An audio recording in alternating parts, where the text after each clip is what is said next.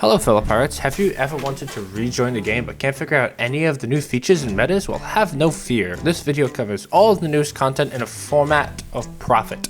This video covers everything from the past 3 seasons and onwards, so it's up to date with all the newest features and content. Let's first start with the new content that they added. The first thing you'll notice when joining the game is safer seas. It's what you would kind of expect, with no other players on the seas, but you only gain 30% of the golden reputation, along with the inability to join Reapers, Emissary, and Hourglass. But there's a whole bunch of things you can't do in safer seas, which won't be explained here, but you can check a Shiny Race video on everything you can and can't do.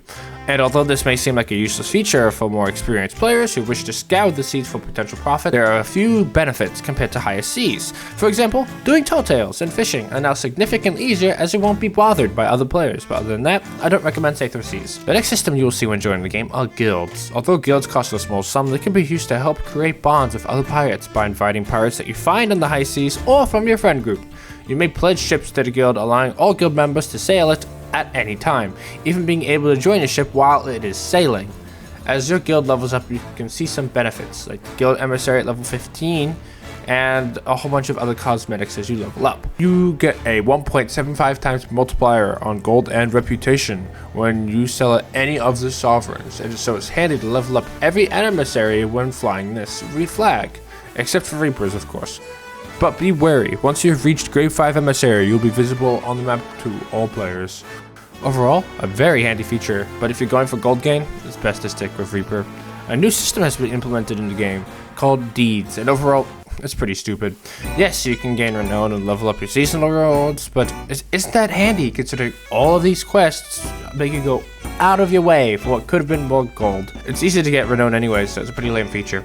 All world events have been adjusted for difficulty over time, but I guarantee they are all good changes. But the Chest of Fortune has been moved to the new Fleet of Fortune, which is just really a skelly fleet, but they shoot a lot more cannonballs. The Chest of Fortune sells for 20,000 gold, so keep an eye out for those red-colored clouds. One of the newer and more debatable features of this video is diving. Not for Hourglass, but for world events and quests. Hold on, does this mean I can instantly dive to world events like the Fort of the Damned? Not so fast. Fort of the Damned isn't actually considered a world event, and you will lose all the loot on your ship when you dive, so you don't have to worry about escaping ships diving to get away from you.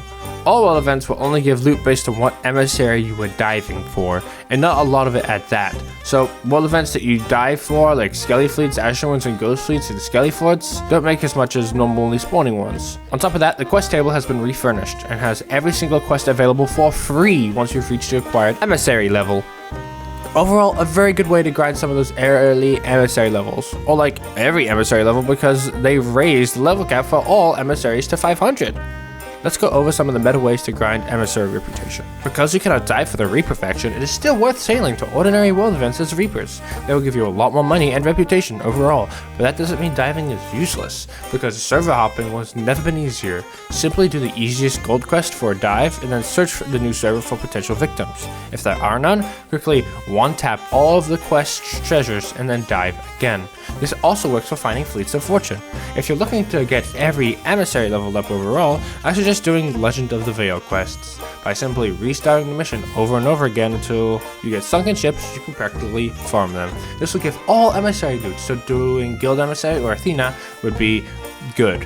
For merchants, choose Devil's Roar Lost Shipment quests. Not only is the Devil's Roar usually lacking in players, but like it or not, the loot there is better. So looking up all of the lost shipment routes online helps a lot. For Order of Souls and Gold Hoarders, spam Skeleton Fleet Voyages. With a good crew, you can do it in 5 minutes. And you will also get the rare All-Seeing Eye / Golden Requiery at its best quality while doing this. You will only get Emissary 4 though, so you might want to do a Skeleton Lord quest or a Buried Treasure quest just to reach that Emissary 5, as they're usually nearby. While doing any of these quests, remember to do some of the more side questy stuff, as almost all of it has been buffed recently. That includes Ashen Captains, Sunken Ships, Maps in a Bottle, Skeleton Captains, and also grab the Emissary 5 quest from Mora's Peak. But don't do the Skeleton Captain ways or the Underground Sea Shrines. They still stuck ass. Even through all of these, sinking other players' ships is still the fastest way to level up. Interrupting events and overall being a bit of the jerk actually has some advantages, because you don't need to do the work to level up, you can steal it. Other than that, the seas are just like how you remember them. Remember to watch for gold rushes, and then gather a crew to set sail to a sea full of pirates with want for adventure and mischief in their souls. I'll see you on the high seas. Maybe.